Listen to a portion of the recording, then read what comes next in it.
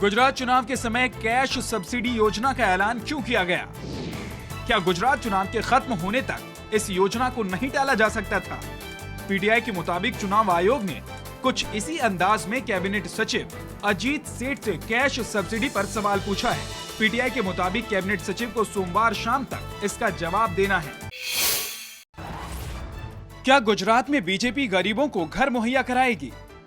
क्या मुख्यमंत्री नरेंद्र मोदी मतदाताओं को लुभाने के लिए कुछ खास तोहफा देने का वादा करेंगे?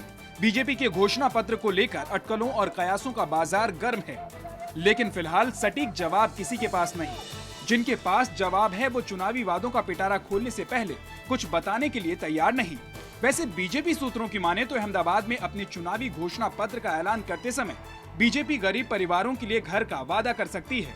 आपको बता दें कि बीजेपी से पहले कांग्रेस ने अपने 12 सूत्री प्रजा विकास दर्शन के जरिए किसानों और छात्रों से लेकर घरेलू महिलाओं तक को घर देने का वादा किया है।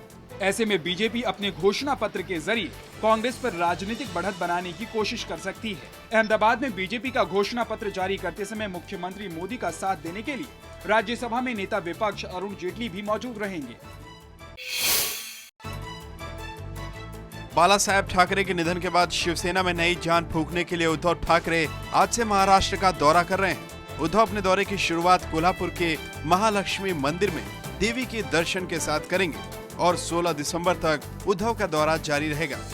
5 दिसंबर को उद्धव नासिक का दौरा करेंगे, 8 दिसंबर को ठाणे, 14 दिसंबर को नागपुर और 16 दिसंबर को उद्धव औरंगाबाद में लोगों को संबोधित करेंगे। इस बीच उद्धव मुंबई के सभी 6 लोकसभा क्षेत्रों में शिवसेना पदाधिकारियों के साथ बैठक भी करेंगे। 3 तारीख से उद्धव जी बाहर निकलेंगे और पूरे महाराष्ट्र का दौरा करेंगे। 16 तारीख तक उनका ये पूरा दौरा रहेगा।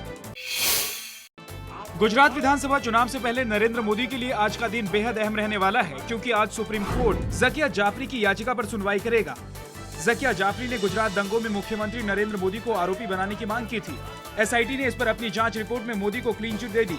ज़किया ने इसके खिलाफ अहमदाबाद की मेट्रोपॉलिटन कोर्ट में अर्जी दायर की थी, लेकिन अदालत ने अर्जी दायर करने में हुई देरी की वजह से इस पर सुनवाई करने से मना कर दिया। मेट्रोपॉलिटन कोर्ट के इसी फैसले के खिलाफ ज़किया जाफरी ने सुप्रीम कोर्ट का दरवाजा खटखटाया। गौरतलब है कि 28 जनवरी 2002 को दंगों के दौरान अहमदाबाद की गुलबर्ग सोसाइटी में कई लोगों की हत्या हुई थी।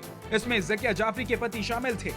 ज़किया ने इसी मामले में नरेंद्र मोदी को भी आरोपी बनाने की मांग की थी और सुप्रीम कोर्ट ने ही एसआईटी से ज़किया की शिकायत पर जांच करने को कहा था। बाद में एसआईटी ने अपनी जांच रिपोर्ट में मोदी को क्लीन चिट दे दी और रिपोर्ट अहमदाबाद मेट्रोपॉलिटन कोर्ट में दाखिल कर दी थी।